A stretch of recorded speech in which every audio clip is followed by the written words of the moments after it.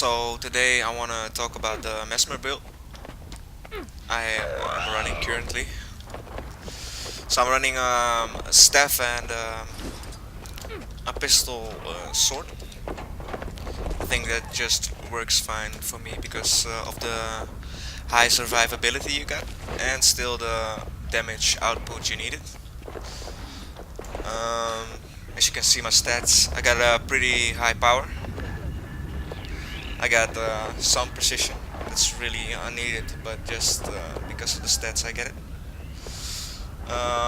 Increased defense is plus 844 with 1700 toughness and 1400 vitality. So as you can see, I got 20k, almost 21k health, and I can sustain a lot of damage. People really need to bash me real hard with like glass cannons to have any effect on me and have a chance of killing me. So I will discuss my skills now. As first, well, you probably know all the basics of the Mesmer, I presume, but if you don't, well, here's just sword attacks. It causes vulnerability, as you see here. Defense is decreased while it stacks, so it's really good for opening up someone's defense, like high defense guardians. You see it stacks real hard.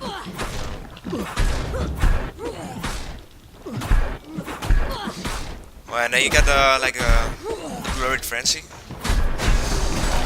People can hit you at the moment that you pop that skill, and you do a certain amount of damage, like 8 times 1984. You can see on your screen. It also has a pretty long range. I think when I stand here, I can.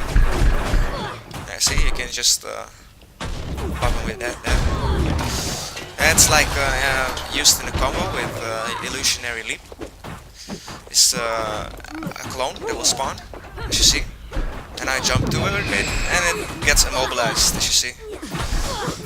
Then I will just play Flurry and hit the crap out of the guy. Then I got the Phantasmal Duelist here. Oh, it's overused, so everybody knows what it does. Just spawns Illusionary Duelist seen here in the bushes, doing a burst of damage, like 1400 at the moment. You see, I don't got a real high crit probability, but it still does a certain amount of damage in comparison to the toughness I have. And then we got the stun. Also get blindness on the next outgoing attack. 6.5 seconds. And because of my traits, because it dazes, it also stuns. So, and as you see here, here's the staff. Also, when I hit it, it has a chance to cause vulnerability, bleeding, burning. Yeah, it just gives a lot of conditions just for a normal attack. It also gives you yourself might and fury that will increase your critical chance. So that will come in handy if you just not build in critical and still want to do some damage. Here I teleport away and I create a clone. Never felt better. There it is. This is a warlock. Yeah, here I can show it. As you see, it will do a certain amount of damage, a lot, 1900. It will like 4000 somewhat crit if you got crit build. And I got a boon shield here. Chaos armor that will give you random boons, like protection, incoming damage, heal regen, 30% movement speed that you can get, and when people hit you, they can get confusion, cripple, blindness. So it's really coming in handy when you're under attack.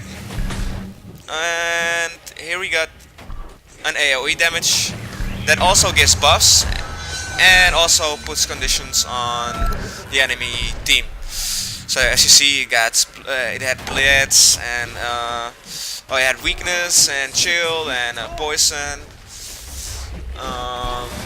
swiftness, retaliation, aegis, and it also gives a daze from 1 second that comprehends with the trait we had here. 50% chance to cause 1 second stun whenever you daze a target, but I will get into that later.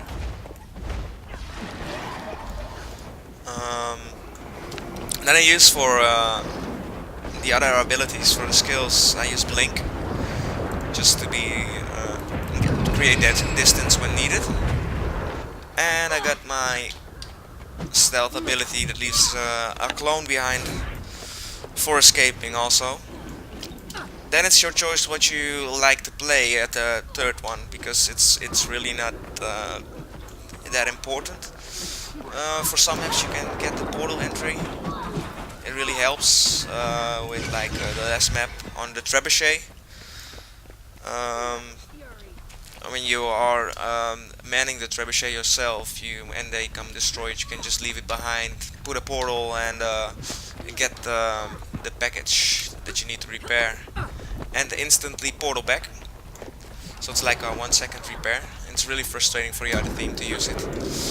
And it's depending on the map which elite I use. For some maps I use the Moamorph just to keep myself safe, and for other maps I will use the time warp. It's really coming in handy when you're trying to cap a graveyard, when you're all like 5 versus 5 in graveyard and you pop the time warp, you get 10 seconds quickness, and it just fucks up your whole team, the enemy team of course. Let's take a look at my traits.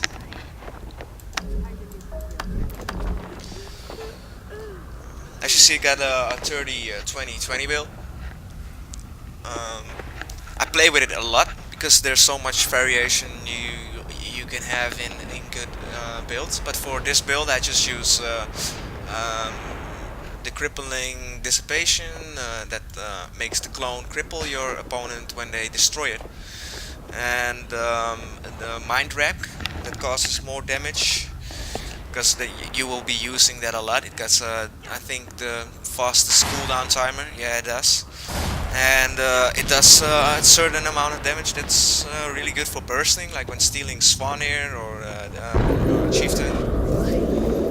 And I also got the 50% chance to cause a 1 second stun whenever you daze a target, and that will be coming in handy when you're using diversion. Then I got a desperate decoy. I will cloak and leave a clone of yourself behind at 25% health, but there are some pretty good here. I mean, when you want to do some more damage, you just go for the 50 plus 50 precision while wielding a one-handed sword. It's really good. You can also, the range of manipulation skill, so when you try to blink now, it just goes further and further.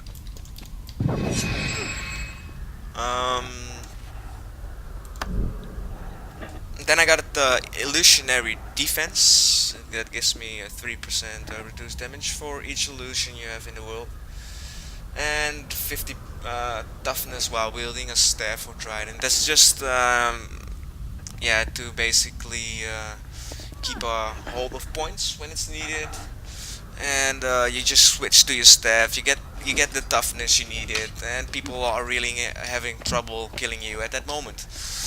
And what I forget was deceptive evasion. It creates a clone at your current position when you dodge, because you use a lot of mind drag, and you always want to have it ready with 3 clones and not spam it with 1 clone. It's really coming in handy. For runes, I use the ogre. This because not only the power it gives, and I want just high damage, not the crit. Um, it just gives the 4% extra damage. I don't even watch the critical damage because it doesn't afflict this build. And the 5% chance to summon a rock dog. And I think the rock dog does a certain amount of damage. That's enough to be picked as runes. So, and then I got yeah, the 5% damage on my edge blade, and 5% damage also on my staff, because I think that's just the best runes there are. And I got the flame pistol of Hydromancer, so they freeze nearby foes for 3 seconds when you swap to this weapon while in combat. I don't really take a look at the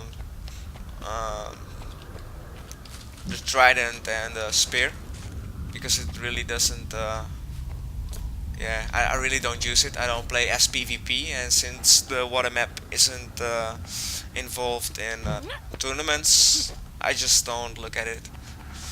And I got my amulet of the soldier, and I got a cleric's jewel on it because I got a certain amount of vitality, and then my healing power needs to be enough to heal me up decently. It gives some power and toughness also, so I thought that would be the best choice. Well, I will show you guys how this Mesmer will work in the coming videos. You will see. Just stay tuned and enjoy yourself in the game. Bye bye.